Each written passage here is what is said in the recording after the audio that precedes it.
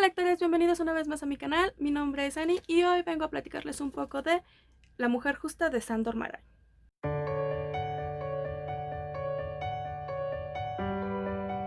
Todos quisiéramos encontrar la persona justa para que esté a nuestro lado por el resto de nuestras vidas. Pero, ¿realmente existe la persona justa? La mujer justa es un libro que nos habla de temas como el amor, la desesperación, la desilusión, el matrimonio, el divorcio, la literatura, la burguesía, la historia, la guerra, etcétera, etcétera, etcétera. ¿Por qué tantos temas en común? Bueno, es que este libro es contado desde tres puntos de vista diferentes, que son nuestros personajes principales. Y es que es Marika, que es la esposa, Peter, que es el esposo y es un burgués, y Judith, que es una criada que sobresale de la clase. Entonces, al leer un libro con tres puntos de vista diferentes sobre una misma problemática, que es el matrimonio, eh, realmente te da a pensar y te da todo el contexto social de cómo es que cada una de esas personas lo vivieron. En el caso de Marika vemos cómo ella se enamora de Peter, construye un matrimonio, está muy feliz y de repente aparecen las sombras y las inseguridades de saber que su esposo tiene un amante. Entonces es un monólogo cargado de pasión y cargado de desesperación y de amor porque ella intenta que su matrimonio no se tire a la borda. Y es que es muy importante para esa época, ya que en esa época, que era la burguesía, que es un periodo entre guerras, ¿sí? En la Primera Guerra Mundial y con la Segunda Guerra Mundial, entonces es muy importante el rol y el papel, porque es como una etiqueta que ellas tienen. Entonces, ella no quiere romper con su matrimonio por estatus, pero más aún no quiere romper el matrimonio porque ella ama a Peter. Y la frase de la mujer justa se la da su suegra. Le dice que para todos los hombres o para todas las personas hay una mujer justa y que ella tiene que preguntarse si es la mujer justa para Peter. Entonces ahí viene todo su lío de si es realmente una mujer justa, una mujer ideal, es la media naranja de Peter. Los monólogos de Marika me gustaron muchísimo, tienen mucha pasión, tienen mucho sentimiento, eh, se aferra al matrimonio, se aferra a Peter, pero llega un punto en el que se da cuenta y deja que todo fluya y deja que se vaya. Entonces, es el primer monólogo, es el arranque del libro y está muy bien porque no es tan pesado. Por otro lado, tenemos a Peter, que es el segundo monólogo y con él vamos a descubrir la misma historia, pero desde el punto de vista de Peter.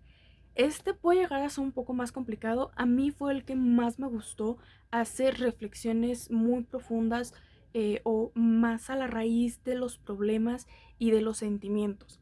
Entonces, él es un aristócrata, es un burgués. Entonces, él nos habla de la clase social de la burguesía, cómo es el estatus, cuáles son las presiones inclusive que tienen con el estatus. Y aún así nos da también un panorama eh, de todo lo que está alrededor. Una frase que me gustó muchísimo es de yo soy burgués, tengo los recursos y lo que tú aprendes con el arte, yo vivo el arte. Entonces desde ahí ya estamos en desigualdad de condiciones. Y podría decirse que los monólogos de Peter pues sí, llegan a ser un poco más pesados porque son más introspectivos. Él también nos da las razones por las cuales surge su divorcio o la infidelidad en el divorcio, pero él está muy tranquilo y al final de sus monólogos eh, vemos y sabemos cuál era la mujer justa para él, porque él lo expresa y no lo expresa por sentimentalismo, lo expresa por todos esos pros que tiene y cómo es que para él ella era la mujer justa. El tercer y último monólogo es el de Judith.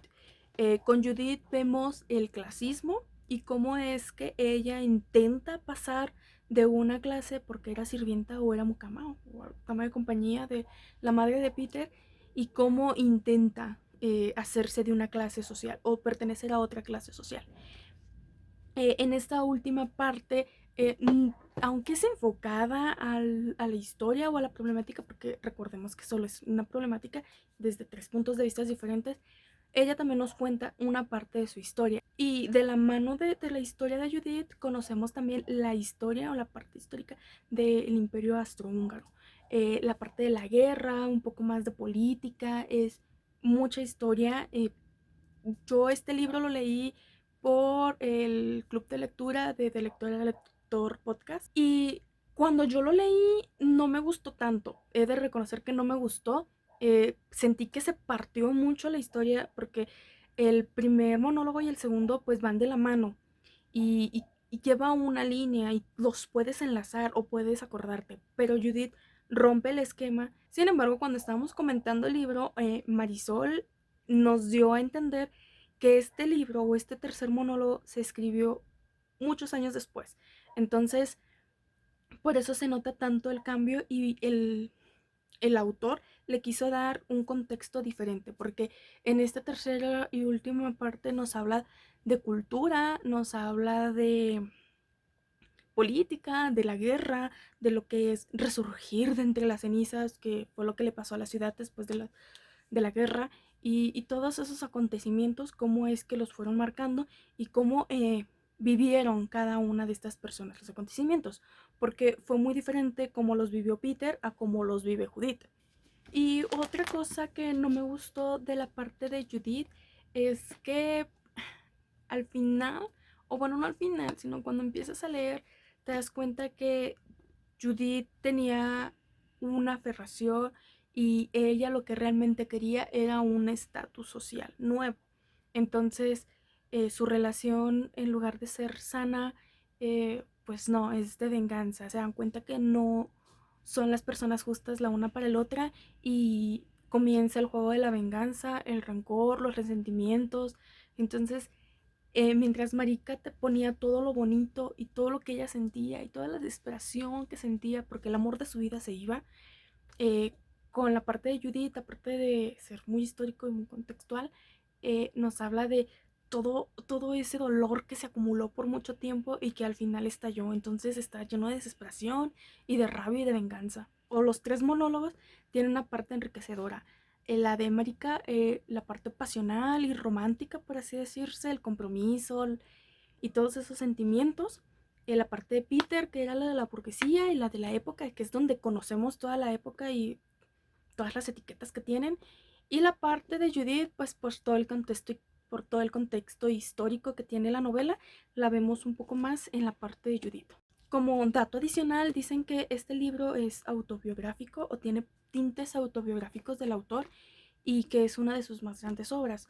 Realmente no he tenido la oportunidad de leer otros libros del autor, sin embargo yo estoy 100% convencida de que los mejores escritores o las mejores novelas de los escritores son los que se basan en sus experiencias y en sus conocimientos. Y créanme que hablarles de este libro es un poco complicado en el sentido de que no quiero hacerles spoiler, no les quiero hablar realmente qué es lo que pasa en cada una de estas personas, o cómo sigue la línea de acontecimientos, porque quiero que ustedes la descubran y quiero que ustedes la analicen y quiero que vean también cuál es su punto de vista. En resumen, para mí este libro de La Mujer Justa es un 5 de 5 estrellas, vale muchísimo la pena leerlo.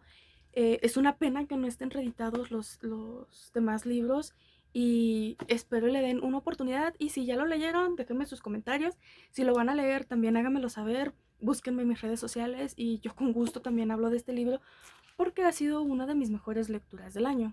Y bueno, esto ha sido todo por hoy. Es un resumen probablemente muy pequeño de este libro, pero es que realmente vale la pena ser descubierto por el lector. Lo único que les puedo decir es que no lo dejen pasar y que lo tienen que leer sí o sí en algún momento de su vida. Y pues esto ha sido todo por hoy. Muchas gracias por acompañarme en este nuevo video y nos vemos en el próximo. Adiós.